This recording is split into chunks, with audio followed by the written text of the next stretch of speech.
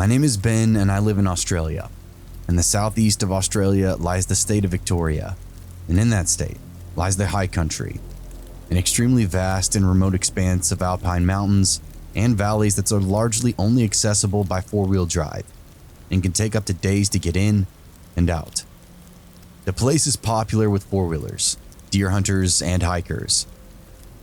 We four-wheel drive, and this was our destination chosen to go camping for a few days with my partner Jess. Some time away from the world beyond the reach of mobile phones was definitely needed. The four-wheel drive was loaded up, our list double-checked, and vehicle maintenance done. Fuel was loaded onto the roof racks, and the police station closest to our destination notified of our trip. It's common for people to notify them as a safety measure, especially when not traveling in a convoy. Again, this is very remote country. We were headed to a place called Wanangata Valley, a remote valley deep in the high country and a huge amphitheater type valley with alpine mountains rising high in every direction and a river running along the valley floor. Towards the end of the first full day of driving, we made our way down to the last track for the day, skirting the ridge and arriving at the valley floor as the sun dipped down below the mountains. We found a secluded spot to pitch our tent, nestled in amongst the eucalyptus trees by the riverbank. It was midweek, an off-season, so we're the only ones in the valley, at least that we knew of. After setting up camp and having a meal by the fire, the sun went down. We snuggled up together in our sleeping bags. In short order, we decided to hit the hay. At some point during the night, I woke up to a loud noise. Wasn't really sure what I'd heard from the inside of our tent, so I continued to listen. Nothing. Must be going mad. No sooner, I thought I heard another noise, and it sounded like something falling off of our table, hitting the ground. I put it down to possums or wombats. It's pretty common in the area, so nothing to worry about. Should have packed up after dinner, I thought, and then went back to sleep. Sunrise came and we slowly woke up. Needing to pee, I opened up the tent and jumped out. Looking around, something just came over me. A chill. It wasn't the way we'd left it. Instead of seeing two chairs together by the fire where we were sitting, one of them was by the table. And on the table was a loaf of bread that I swore I packed away again the night before. I walked over to the table to inspect it. A half-eaten piece of bread was just sitting there, with a very obvious chomp mark taken out of it. I flung the tent open and asked, "Hey, were you up before me? Did you have some bread?" "No," was the answer I got. Jess got up and together we went through all of our stuff. Nothing was missing. But as we went to check our vehicle, I noticed the footprints. There's a bunch of them around the front of the car where the hood was. Most of the camp was covered in grass, and this was the only spot that was just dirt. Had someone tried to open it? It was very distinct footprints, not mine or my partner's. Perhaps they'd already been there. These camping spots are used intermittently. Obviously, we weren't looking at the ground when we arrived the night before, especially with the setting sun. I don't think either of us wanted to admit what we were both thinking, that someone had been creeping around our campsite in the night, far from civilization. We discussed if a possum could have made those bite marks, and argued about if one of us had left the bread out.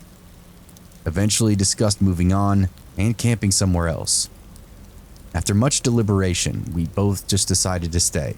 I had the rifle in our vehicle, which I guess gave me an overinflated sense of safety, which in hindsight was a very poor choice. As the day rolled on, the sun shining and with nothing eventful happening, I decided to walk across the valley floor, about 800 meters to an old ruin of an isolated homestead, built by the settlers who ran cattle in the valley some 100 years ago. It's steeped in mystery. There's an old unsolved murder from 1917 that always captivates people. I read the plaque, took some photos, and started to wander back to our camp. As I neared the halfway mark back to camp, I noticed Jess walking across the field toward me. Must have gotten bored, I thought. As she approached me, it was clear that she was in a panic. Immediately, she started to tell me how she went down to the riverbank to wash the pots and pans. And as she looked up, She saw someone over on the other side of the river, watching her from deep in the bush. I had no reason whatsoever not to believe her. I asked what he looked like and got told, an old man, 70s thereabouts, scraggly looking, in old tattered clothes. Apparently, the second she looked up, he turned and walked away, disappearing into the bush. I couldn't comprehend it. How the hell was anyone out here without a four-wheel drive or a dirt bike? And how would anyone get to that side of the bank without first crossing over from our side? There's days worth of damn near impossible to walk through bush on the other side just to get to where my partner saw him. We decided to jump back in the vehicle and drive along the length of the valley, checking the dozen or so riverside camping spots as we went. I wanted to spot a camp, have my partner ID the guy, make sure he wasn't creeping, with our theory being that he might have been a hunter, off in the bush after a deer or something. They're making our way up and down the valley and not seeing anything else. We drove back to our camp at a loss to explain anything. As the sun started to set, my partner and I, quite shaken up, I grabbed the rifle and sat it next to us as we cooked dinner and chatted, having a few drinks to settle our nerves. Was it just that there's a lot of mystery surrounding the valley and homestead murders? We talked a bit and settled in a good foot warming in front of the fire. At some point, Jess needed to go to the toilet. I was asked to come with her to the spot behind a tree where we placed that portable toilet, maybe about 50 meters from camp. Considering everything that had gone on, it was a no-brainer. Jess did her business and we turned around and came back the other side of the tree. And that's when we saw him, standing at our camp, about a meter from the rifle that I had sitting against the table, was a man, old, check, scraggly looking, check, tattered old clothes, check. Jess squeezed my arm so hard I thought it was going to come off. Everything about her body language screamed, "This is that same man." As we got closer, I could make out more odd things about him. He had part of a deer antler in his hand that looked like he'd been whittling away at it, and what looked like antler pieces carved to plug where holes in his ears were. Same goes for the bone-looking buttons that he had on his ratty old coat. He wore old leather shoes that look homemade. "G'day, mate," he said. "Fuck me, mate. You gave us a fucking heart attack," I said, officially shitting bricks. "Where have you come from, mate? Everything okay?" "Just over yonder. You lot aren't hunting around here, are you?" Looking directly at my rifle. We might, yeah, why?" "There's no hunting around here, not enough deer as it is." "Well, we hadn't decided on it, probably packing up anyway," I said, as I edged my way toward the rifle. "Should put this away anyway, didn't mean to spook you, mate," I said, looking for an excuse to get that rifle into my hands. "It's all good. Guns don't spook me," he said. I didn't imagine they would. I picked up the rifle by the barrel and held it like a walking stick, in an attempt to be non-confrontational, breathing a sigh of relief. "No offense, but you caught us a bit by surprise. You gotta be the only one we've seen since we got here." "Yeah, I saw you come in last night." "Fucking bet you did." "Been coming up here for 40 years. Beautiful spot, isn't it? Takes a bit to get down the valley, hey." "Yeah, mate, look, no offense, but we're gonna hit the sack soon. Do you need a lift back to your camp?" "No, all good. Just out for a wander before I tuck in for the night." Saw the fire and thought I'd say good day. Anyway, better be on my way. And with that, he turned and walked off, parallel to the river and into the dark with no torch. That was officially enough to spook us beyond any ability to calm down. We decided to pack up in the dark and head out. And even if driving in the dark was monumentally stupid in this part of the high country, we got into the vehicle and drove out, taking us along the valley floor. We didn't see a single fire, a camp, a vehicle, nothing. We kept on driving. Halfway home, Jess, bored from the drive, flipped on the camera. No memory card. After getting home and telling a few people what happened, a friend's dad, an avid bushman himself, was the one to officially freak us the hell out. "Oh, you met the Button Man." "The what now?" I said. "The Button Man. He's an old bushman who goes out into the high country for months at a time, hunts with a spear, appears out of nowhere, scares people, and has these buttons made out of bone. There's a heap of people gone missing up that way. Cops keep looking, but can't find a single trace. Campers, hikers. One camp was found burnt to the ground and a car left abandoned. Can't find any evidence at all. A quick Google confirmed it all. The missing people, the Button Man, the lack of evidence. Police set out into the bush and found his camp, spoke with that man, but have nothing else to go on. We don't camp in the valley anymore. Hell, we don't camp on that side of the high country anymore at all. Anyway, that's our story of how we met the Button Man.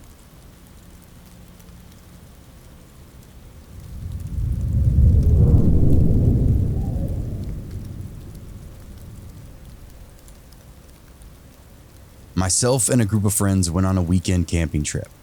This trip stood out because the only creepy stuff that happened directly to me. Both incidents involved me and what I perceived to be a member of our friend group. Both times it had to do with my relentless need to always use a bathroom. This first encounter was in the middle of the night. Everyone was lounging around the fire when I decided to make the quarter-mile trek to the campground bathrooms.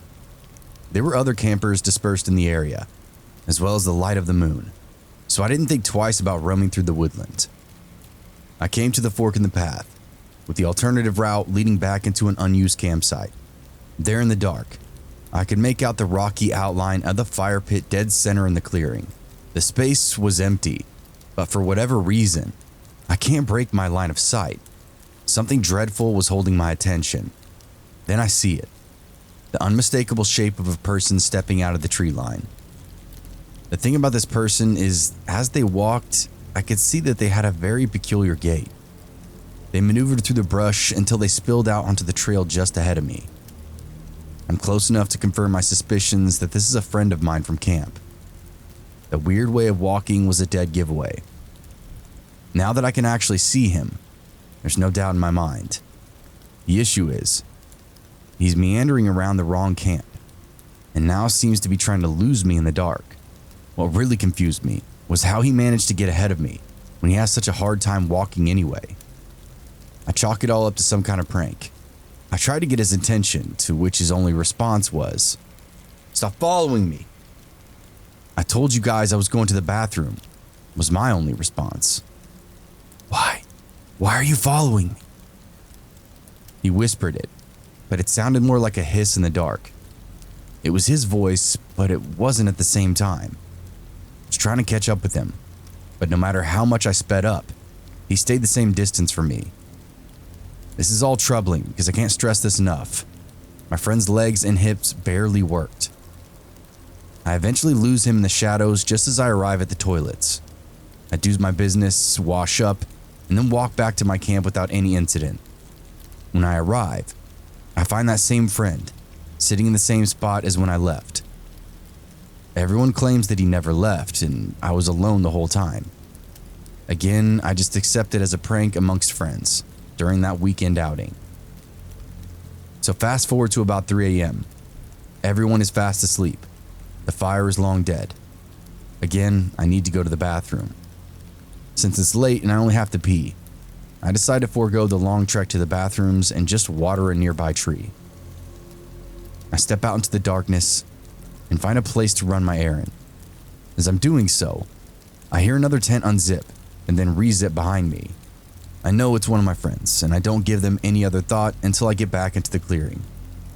It's that same friend I saw creeping around the other campsite. He's standing in a strange way. He stood attempting to light a cigarette. I can see his face in the flint spark just behind his hands. His dark eyes stare at me in a way that I can't explain. Unblinking, unwavering. He doesn't speak until after the cigarette catches and he takes a puff. "Can you hear me?" he asked. I started to say yes, but I hesitated. Could I hear him? Certainly I saw the motions of his mouth, but the more I replayed what he just said to me, the more unclear it became. It was as if he spoke to me underwater, faint and distorted. I simply nodded. "Can you hear me?" he asked again, this time a little more clearly. "Yeah, man, what's up? Can you hear me?" When he asked this time, he's speaking so loudly that I can't move, like some sort of audio shock. The best way to describe it was deafening. "Yeah, dude, are you trying to wake everybody up?" I asked him. He kind of shakes his head and gives me a repulsive look, puffing on the cigarette. I watch as he turns and stumbles toward our parked vehicles maybe 30 feet away. He starts to turn around the back end of my car when I realize they're pulling a prank on me again.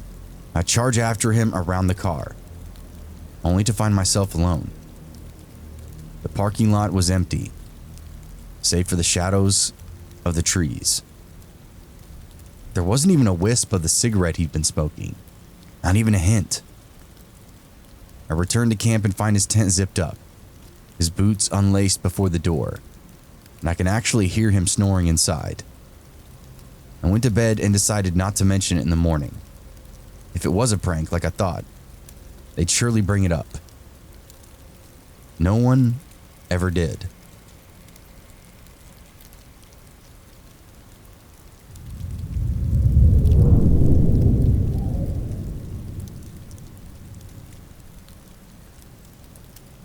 My girlfriend at the time and I went camping 5 hours away from home for her birthday and our anniversary. We made the trip the day after a big storm had passed through. We left town early and got there in the early afternoon. This meant we had plenty of daylight to pick a perfect spot and spend some time setting up. The guy at the entrance to the campgrounds mentioned that there was no one else staying there. "This is going to be unreal," my girlfriend said, and I couldn't help but agree. First, we drove down these long pathways to our designated area, and as we got closer to it, the road tapered into a dead end. This meant in order to leave, we'd have to back out in reverse. There was no quick way to leave our campsite. We unloaded the car, got the tent set up, and decided to walk around the woods. It was dead silent, but it was still bright out, so we just took in all the nature we could, walked a few miles away. We reached this point in the woods where there were some weird-looking white cabins. They were very uniform, all built the same exact way.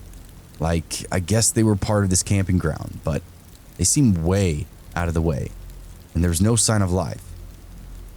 It felt eerie to be at, like we shouldn't be there. And the only way I can describe them is sterile, the opposite of what you'd expect at a campground. So we just turned around and walked back. We took a breather in the tent, then tried to start a fire in the fire pit. Unfortunately, neither of us had ever been camping before, and we had no idea how to start an actual fire. We had bought some of those self-lighting logs from Walmart and some lighter fluid, but everything around us was soaked to the bone from the rain that had passed through the day before. We knew we needed some form of kindling, but any dry sticks or leaves were far and few between. It slowly began to occur to me how unprepared we were for really anything. The reality of the fresh storm, isolated wilderness, and the lack of real supplies had me on edge. Eventually, we got a small fire going, ate hot dogs and marshmallows, and spent some time looking at the stars. That's when we noticed just how dark it was out there. My girlfriend was easily spooked and asked, "Can we get into the tent now?" So we put the fire out and crawled into our tent. We were talking to one another, but I could tell she was tense. Suddenly, she put her hand over my mouth and asked, "Shh, you hear that?" Before I could respond, we heard footsteps. Heavy footsteps. It sounded like a group of people walking. I whispered back to her, "It's probably just animals or something." Then we heard mumbling, like low mumbling. We couldn't make out words, but it didn't sound like a sound that animals could make. It sounded like words, but hushed and non-elaborated. We sat in silence, staring at one another in the dark for what felt like forever. The mumbling got louder, as did the footsteps, until it sounded like it was right outside of our tent. We both froze. I don't think either of us were breathing. I was hoping it was a drunk overnighter stumbling between camps, but all I could remember was the ranger at the entry station informing us that we were alone this weekend. It briefly occurred to me that the person we were hearing was actually maybe the ranger himself. At the end of the day, he was the only person who knew exactly where our camp was. And then, silence. We waited and waited and waited. Still not sure how much time passed, until eventually, my girlfriend said, "We have to get to your car." The adrenaline was pumping, so I peeked out of the tent into the darkness and told her to stay behind me. Then we ran to the car. I locked the doors and she said, "What the was that? We can't stay here. No one is out here but us, but what was that?" I kept looking around for any signs of life, but we were seemingly alone. I looked at her and was like, "Okay, I'm gonna grab our stuff, you stay in the car." We only had our ice chest and our tent. I hopped out and ran, grabbed the ice chest, tossed it into the back seat. And as I turned around to go get the tent, I started hearing those footsteps closing in again. In a moment of pure terror, I yanked that tent out of the ground, wrapped the tarp around it, and slung it over my shoulder like some panicked Santa Claus, then shoved it into my trunk.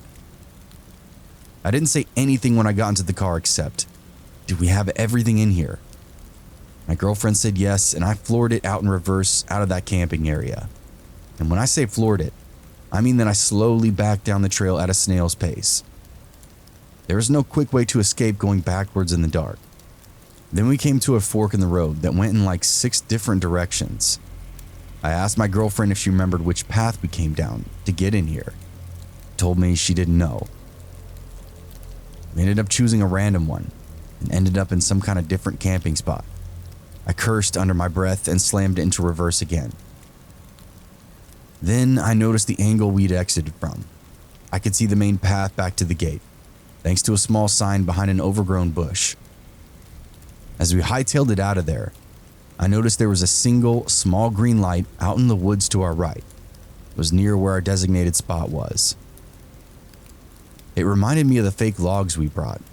The paper on the outside burned green when they first started to catch, just like the green glow I could see now. I'd left those logs by the fire pit, and it seemed like now someone was using them. We drove the entire 5 hours back to our hometown and fell asleep on my girlfriend's parents' couch at around 4 a.m. We never talked about that trip throughout the rest of our relationship, and I haven't had any desire to camp since.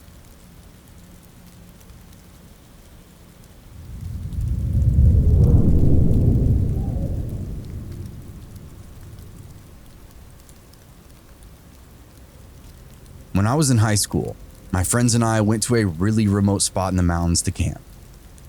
Just to get there, you needed a pretty serious off-roader. It was about 30 miles up a super rough road. There were river crossings, huge boulders in the road, and tons of sand pits. Isolated would be an understatement for this part of the world.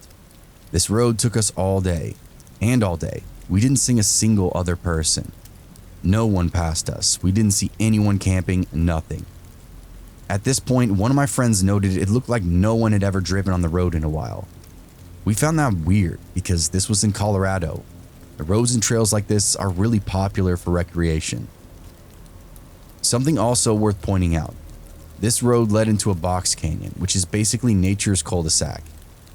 The roads we were on were the only road in and the only road out.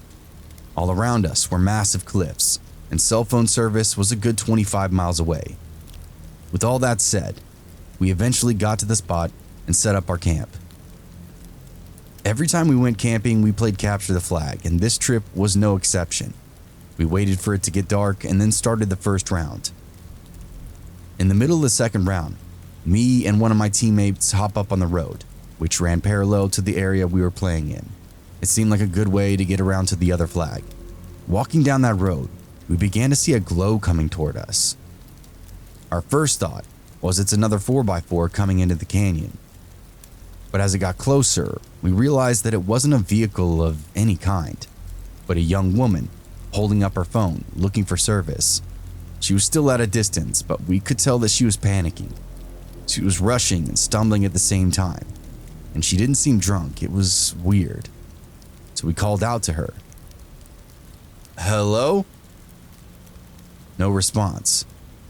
But it wasn't that she ignored us. It was more like she didn't even realize that we were there. So we tried again. "Hey, are you okay?" Nothing.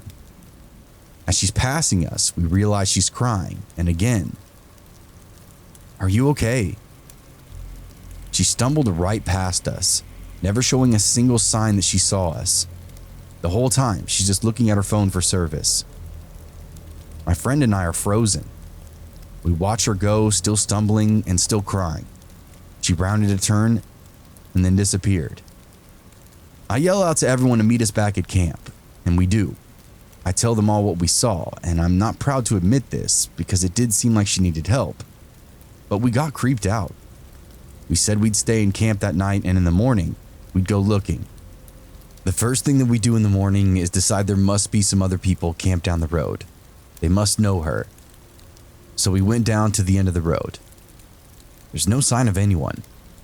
So then we decide to go to the entrance of the road and look for that woman again. We make the all-day drive back to the canyon entrance and don't see a sign of anyone. I still feel guilty for not trying harder to help her, but thinking about how she got in that position, it just doesn't make sense. She didn't look like a hiker. She'd on regular jeans and a sweater. If she'd gotten in the canyon from the other side, it would require a very technical descent. She would have needed gear and didn't even have a backpack on. We were pretty sure we were the only ones that had driven down that road in a while, so it's not like someone just dropped her off and left her. And the whole time we saw her, she was holding up her phone looking for service. If she knew the area at all, she would know that there was no way she was going to find any. My friends and I never found her and still don't know what to make of it. We've gone back to camp on and off over the years, but that trip still stands out for every single one of us.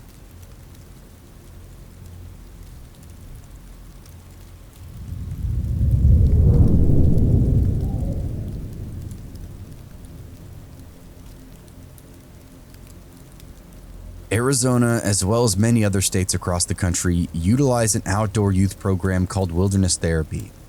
In the summer of 1991, I went on one such hike, which was 63 days through Tonto National Forest.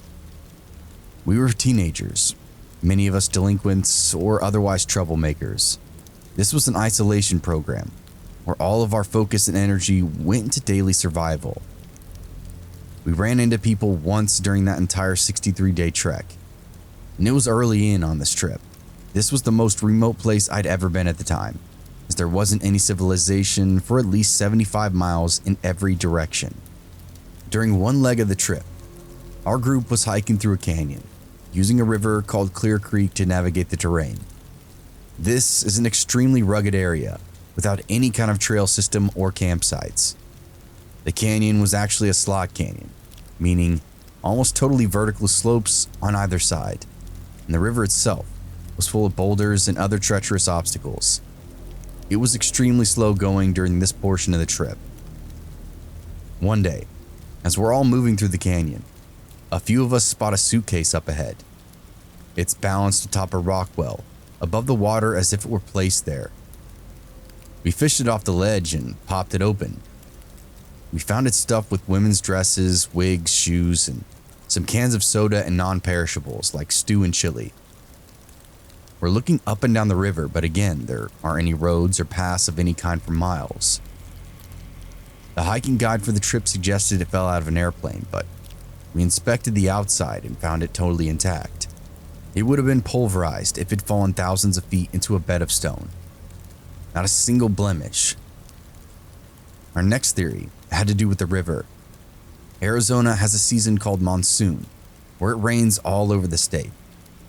We thought maybe a flood picked up the suitcase from a camp upstream and brought it down this way to where we found it. Again, the suitcase was atop a rock well above our heads by 6 or 8 feet. It wasn't waterproof, and everything inside seemed undisturbed. There's no way it had been caught in a flood.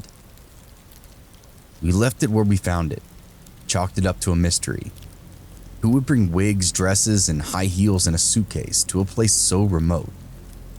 It definitely creeped us all out to no end. The part I think about the most are the cans. If the suitcase had been deposited there, maybe someone planned on disappearing that summer in '91, and that was one of their waypoints. It still creeps me out to this day.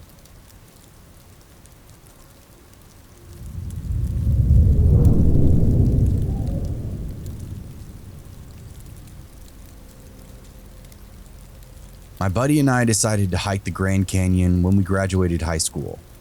Being dumb 18-year-olds, we chose the trail based on its high difficulty rating. It's called the Tanner Trail, but last I read, the trail had been partially wiped out by a massive landslide.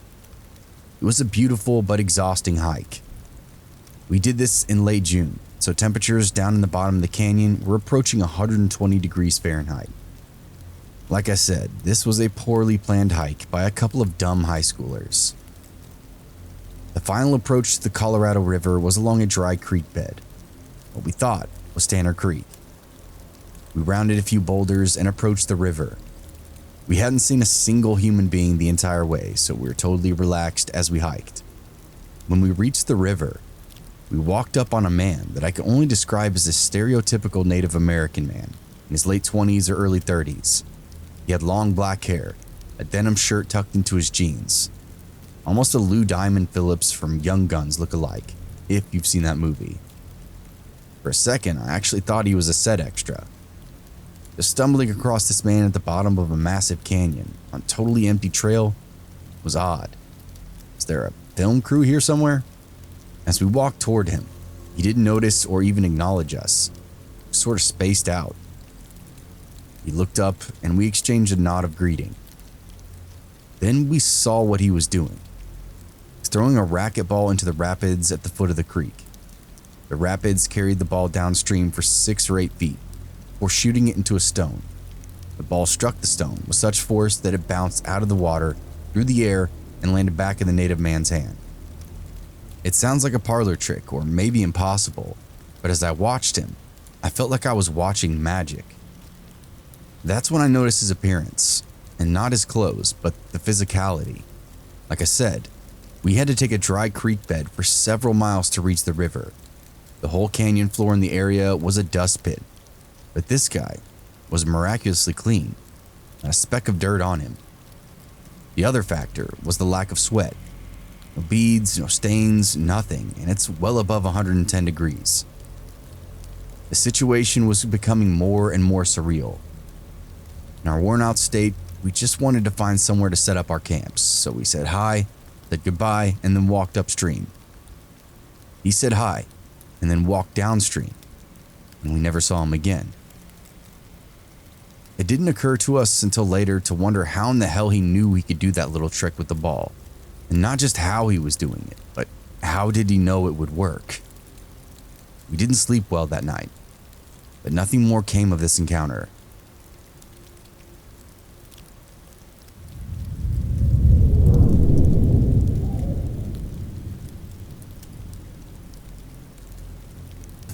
All right, this is number 6.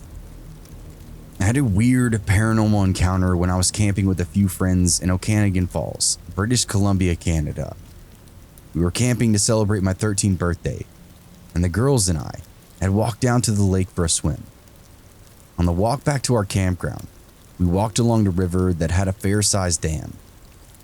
Unfortunately, there was an incident where 2 brothers drowned after being unable to escape the turbines a few years earlier. The dam had been marked with a skull and crossbones and large signs saying danger. After swimming and splashing for a bit, we decided to call it a day and head back. I needed to use the bathroom, so my friends waited at the base of the path as I walked up to the toilets. Just as I started to enter the building, a figure stepped out of the opposite doorway. It was a boy in swim trunks, still dripping from his swim. He stood totally rigid without any expression on his face. I opened up my mouth to say hello, and the second I did, he strolled right by me back toward the lake. I just shrugged and went about my business. When I reunited with my friends, I asked if they saw the other boy come by, and they said they didn't see anyone. We listened for a moment to see if we could hear him, but all we found was silence. We were a couple hundred meters down the river and close to our campground when I saw an incredibly clear and bright white figure of a portly preteen boy walking atop the water. I stopped and told my friends to look, and one of them did, exclaiming she saw him too. The other covered her face and said she was too scared to look. We watched him for a few minutes until he faded away. He walked along the river's surface slowly for about 10 meters and disappeared. He didn't disappear in the trees though.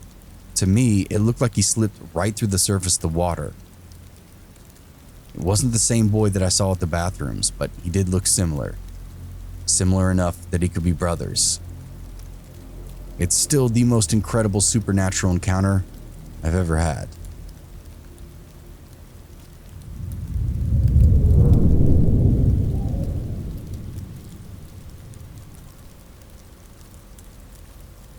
In my youth, I was a wildland firefighter in the Southwest. One season, I was working through the backcountry in rural Arizona. Part of the forest was big for recreation, but the southern end, where we were stationed, was beyond remote. Few roads and no campgrounds, so if you wanted to recreate, you had to work for it. There was barely any tree coverage from the afternoon sun out there. Our fire crew had two duty stations. One was in town, and the other was 2.5 hours up a windy, treacherous mountain road. The outlying station actually had a nice setup. A fire response building, an old forest ranger station, and a new double-wide trailer for us to crash in. This was 20 plus years ago, so cell service wasn't possible out there. This forced the various fire teams to come up with different activities to keep us busy. We had a nice television set up inside for movie nights, and horseshoes and other games outside around the fire pit. It was fun and cozy if you had the right team out there. I'll keep my story simple, as it goes hand in hand with other stories from my captain. It was the night of July 4th. We weren't on a fire, but with the holiday, we really didn't know what to expect. We were tossing horseshoes and playing music, just generally having a good time. We had a physical training hike early the next morning, so there's no beer or alcohol of any kind. This meant everyone was turning in early. I had my own small room in the trailer, and had one of the only windows in the joint. It faced away from the station, overlooking the wilderness. As I began to doze off, a voice sounded outside of my window. It's one of my coworkers, one of the last I saw still awake. I stirred myself awake to hear him asking me to come outside over and over again. I was laying on my side, facing the window, so I looked up at the glass. I couldn't see him because it was still so dark, but also because the land kind of drops off on that side of the trailer. Still, I could hear his voice and just feel his presence outside. "Get out here, man," he encouraged. I didn't respond and instead just closed my eyes. "Hey, come out here real quick. You gotta see this. Can you come out here?" "No," I finally answered. His voice changed after I spoke.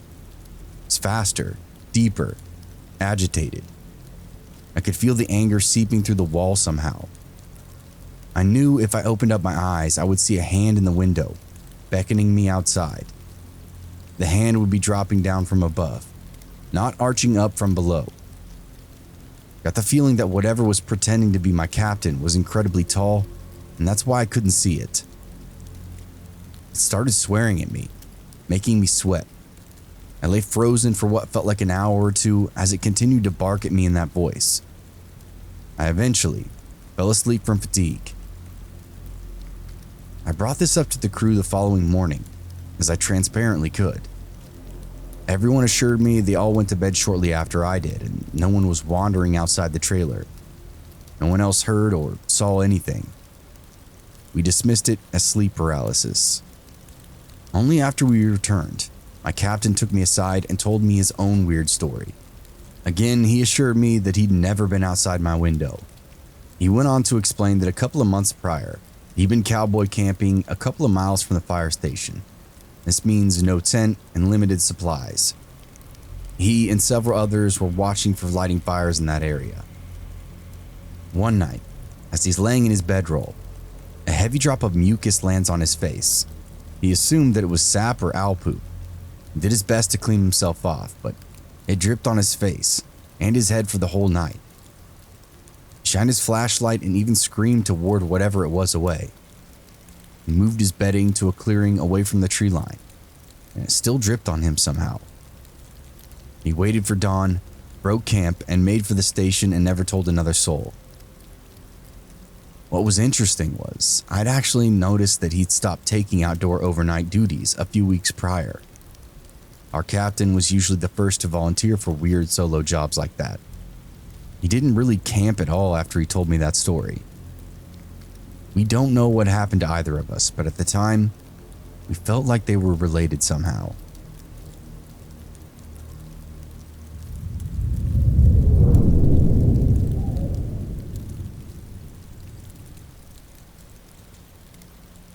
I enjoy taking solo camping trips. Easy way for me to just relax and chill. I went up into the mountains yesterday morning and set up my tent in a campsite near a pretty popular mountain range that was near me. I had zero Christmas plans, so I thought I would go camping instead of just sit at home. I also thought it would be awesome time because I imagined there would be very little people at the site with me. I was in fact correct, but surprised that I was actually the only person there. Everything was totally fine. I was enjoying myself. I decided to call it an early night since I did a pretty large hike earlier and it completely wore me out. At about 8 p.m., I started to clean up everything and got inside my tent to wind down for the night. I passed out quickly, but about 3:15 a.m., I woke up to the zipper of my tent, very slowly unzipping. A super light sleeper on these trips because I stay on guard because I'm alone. I also placed my head by the entrance of the tent for this very reason. I woke up and immediately understood that someone was trying to come into my tent. I have a handgun that I bring with me for protection, but I've never actually fired it outside of at the shooting range. Not once have I been in a situation where I needed to, so my adrenaline immediately shot up. I slowly grabbed my handgun and faced it towards the entrance and decided to announce myself. I yelled out, "I have a gun and I will shoot you in 5 seconds if I don't hear you run off right now and leave me alone." It was silent for about 3 seconds until I heard someone start running off. I kept my handgun facing the entrance for about 10 minutes, just waiting to hear any sort of movement at all. I heard nothing, so I grabbed my phone and called the police. They told me they were around 20 minutes out, so I just sat there in defensive mode just waiting. When the cops arrived, I came out of the tent and announced that I was the caller. I gave them my story and they decided to look around the area a little. Not even 15 feet away, they found some dude trying to hide in a tree. It came out to find it was some dude who had took mushrooms at another campsite nearby on one of the sides of the mountain and was lost after walking around and thought my tent was his. He was younger, maybe in his early 20s, and I could tell he was pretty shaken up. They arrested him, and as they were throwing him in the back of the car, he yelled to me, "Man, I'm sorry about that. That was my bad." They asked me if I wanted to press any sort of charges, and I told the cops not to worry about it. I was pretty pissed about it, and even if this dude was lying about thinking it was his, I knew that he was harmless and it was just some dumb dude who was high. Regardless, I packed up all my stuff and left the campsite. There was absolutely no way I was going to fall asleep after something like that.